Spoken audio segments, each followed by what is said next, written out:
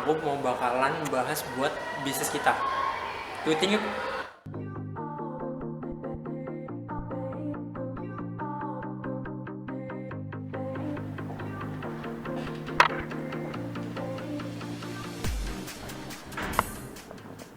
Hai guys, lagi ngapain? Kita lagi diskusi tentang bisnis. Oh, kan kalian udah nemuin tuh bisnis kalian, yaitu warung hitam kan? Black warung ya. Kan kalian udah rencanain tempatnya, menunya, apa aja yang mau kalian jual di situ. Lalu apa lagi yang kalian rencanain selanjutnya?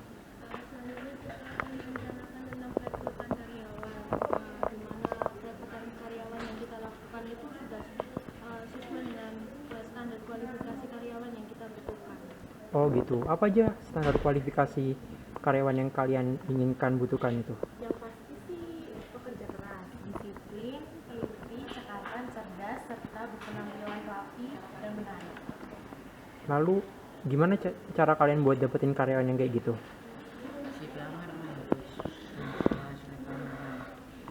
Dan surat lamaran itu harus lengkap dan detail juga. Selanjutnya mari Kak tes pelamar di tes wawancara dan memberikan tes pekerjaan, lalu menelusuri latar belakang si karyawan itu, lalu mengetahui tes medis dari pelamar dan pelamar diberi masa percobaan. Terus setelah rencana kalian tadi, lalu sumber dari mana aja yang mau kalian ambil karyawan tersebut? Sebenarnya sumber perekrutan itu ada dua. Sumber perekrutan karyawan itu ada dua, yaitu eksternal dan internal. Kalau perekrutan karyawan internal itu berasal dari karyawan yang sudah bekerja di dalam perusahaan dan dapat merekomendasikan orang lain untuk dapat dipekerjakan. Sedangkan kami di sini itu barisan membuka bisnis kan, jadi belum ada karyawan yang bekerja di dalam perusahaan. Nah, jadi kami mendapatkan sumber dari perekrutan karyawan itu berdasarkan sumber eksternal. Sumber perekrutan eksternal itu bisa meliputi seperti iklan, terus seperti biro penempatan perguruan tinggi atau lembaga-lembaga pendidikan lainnya. Lalu setelah kalian dapat karyawan tersebut, lalu rencana apa lagi yang mau kalian lakukan? Yang pertama itu orientasi dan yang kedua itu simulasi. Kalau yang pertama itu orientasi itu memperkenalkan karyawan kepada lingkungan, dan bukan hanya kepada lingkungan, kita juga karyawan juga bisa diperkenalkan kepada manajer kita. Dan yang kedua simulasi.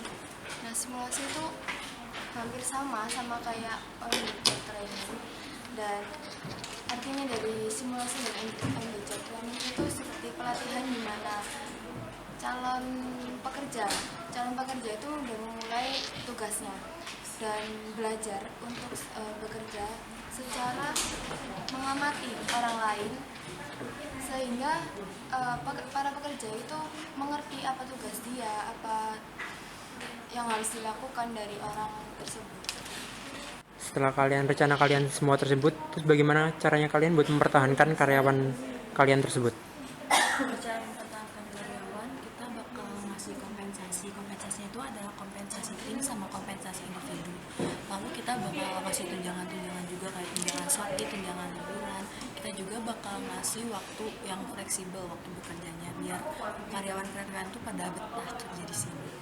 Nah, tujuan kompensasi sendiri itu untuk mempertahankan karyawan, untuk menghargai prestasi karyawan, dan untuk memperoleh karyawan yang bermutu. Begitu. Oh, jadi gitu ya? Oke. Nah, dari rencana bisnis dari kelompok kita tentang gimana caranya buat merekrut karyawan dan mempertahankan karyawan yang baik.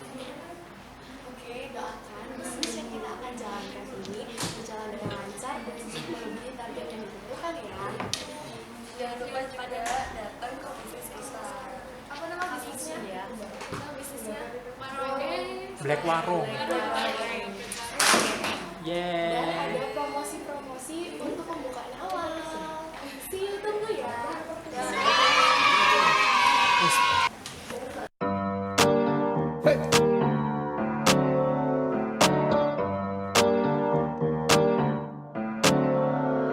Havana, una